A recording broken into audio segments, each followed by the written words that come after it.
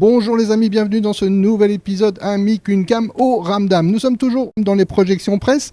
Je suis avec David Vincent. Bonjour David. Bonjour. En quelques mots David, qu'est-ce que tu fais ici ? Eh bien, donc les projections presse pour un petit peu déjà préparer l'émission Hello les artistes, une émission de télévision, et on va faire une spéciale Ramdam. Donc on regarde un peu les films dignes d'intérêt, les grands films comme les petits films. Tout est intéressant ici au Ramdam. Avec toi David, on est allé voir quel film ? Folichonnerie, un film québécois du réalisateur Éric Boulian.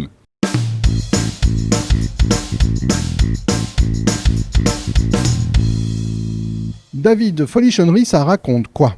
Alors là, ça raconte beaucoup de choses, beaucoup d'affaires, comme on dit au Québec. Donc c'est un peu un couple, l'histoire d'un couple qui, ils le disent dans le film d'ailleurs, qui sont devenus un petit peu en pilotage automatique. Alors la routine, ça use la routine. Donc ils décident d'ouvrir leur couple au polyamour et ben là on découle tout un tas de cocasseries.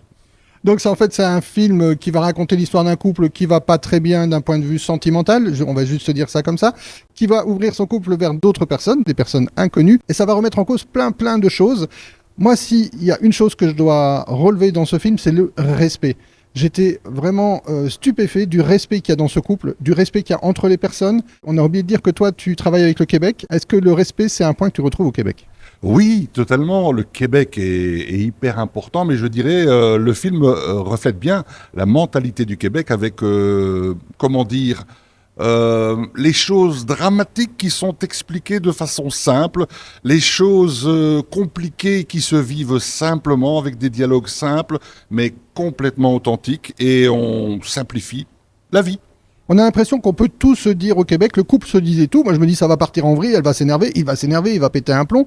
Eh ben non, ils arrivent à trouver des alternatives, ils arrivent à trouver des moments pour se parler. Alors il y a des moments de crise où chacun va dans son coin, où il y en a un qui brise un petit peu le couple quelques jours, mais finalement on revient sur quelque chose de sensible et de sensé et d'écouter. Tu as ressenti ça aussi toi David ?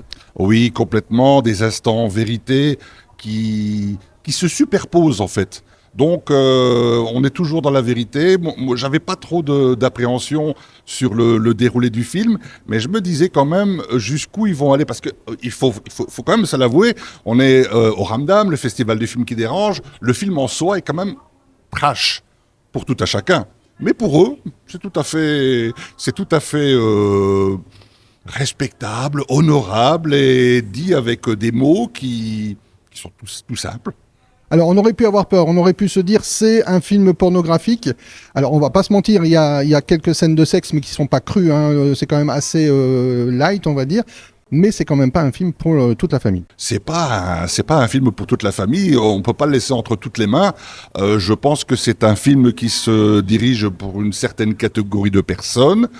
Faut quand même avouer que les dialogues sont trash. Mais c'est ça qui est savoureux, ce respect, et puis vu avec le prisme de la société québécoise, c'est ça qui fait le charme du film. Quel caractère tu donnerais à ce film, toi ? Une comédie. Sociale, société ? Une comédie de société, mais une belle comédie à voir en couple. À voir en couple, oui, ou à plusieurs. Oui, et alors là...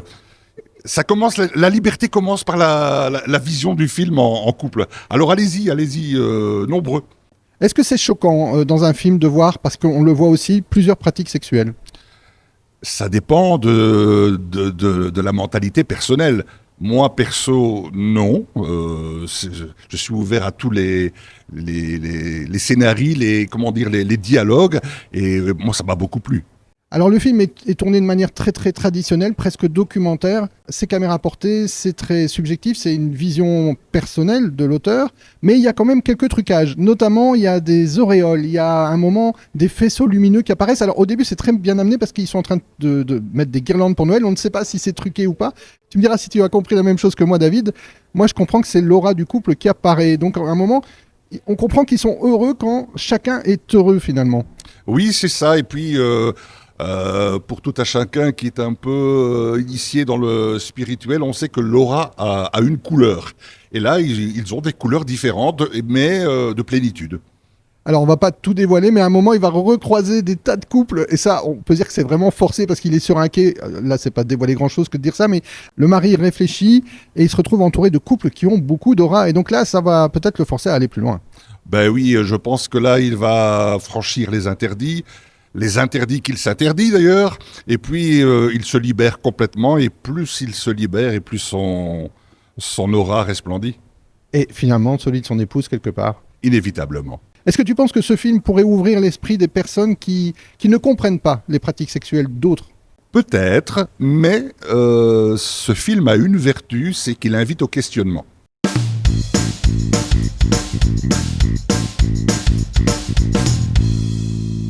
On continue donc dans ce petit épisode spécial avec David Vincent. Merci beaucoup, hein, David. On prend quelques temps avant ta prochaine séance.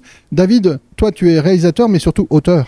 Oui, aussi, dans des domaines un peu différents du cinéma, parce que mon précédent bouquin parlait de développement personnel, Arrête de survivre et commence à exister.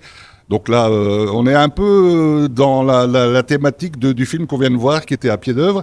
Mais le prochain bouquin sera un bouquin qui sera consacré au cinéma, aux passionnés du cinéma, les petits secrets des grands films. Alors, en l'écrivant, ce bouquin, je me suis aperçu que j'avais énormément de matière. Donc, il va sortir normalement pour le 1er juillet 2026, simultanément, mais en 3 tomes. Donc, le tome 1, ça couvrira la période de 1908 à 1979.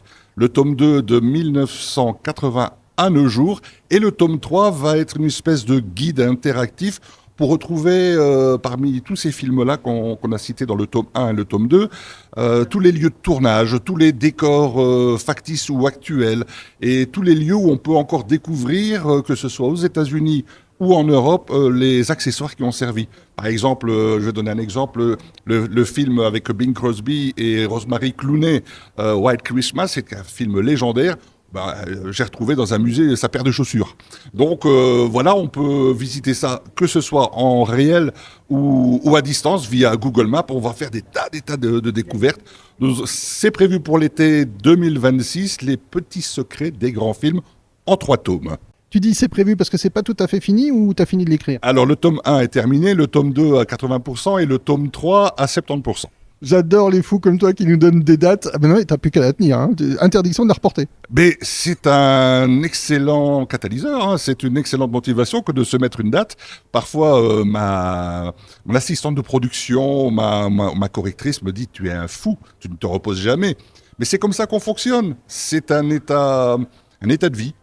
Tu es auteur, mais aussi producteur. Tu l'as dit dans la première partie, tu produis une émission de télévision. On peut en savoir plus, notamment une spéciale sur le Ramdam.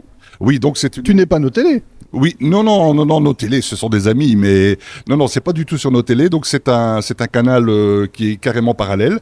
Donc c'est une émission qui est, 100% culturelle, mais la culture dans tous ses états. Donc ça va donner la parole à des gens qui sont complètement inconnus, tout comme à des gens qui sont très connus. Donc voilà, on est sur un format de 55 minutes, donc c'est quand même conséquent, mais avec une ouverture sur la francophonie. Donc on a déjà eu des gens du Maroc, de Suisse, de Luxembourg, mais surtout et presque à chaque fois des gens du Québec. Et on fait des duplex avec ces gens-là, donc on leur donne la parole et on fait une interaction. Ça a pour effet direct que l'émission ou des parties d'émissions sont reprises sur des télévisions communautaires au Québec, sur 23 télévisions communautaires de la chaîne Cogeco. Cogeco donc au Québec. Mais quand tu parles de culture, tu sais, ça me parle beaucoup parce que c'est un peu notre fonds de commerce aussi ici chez Amic & Cam. Donc voilà, très très belle rencontre.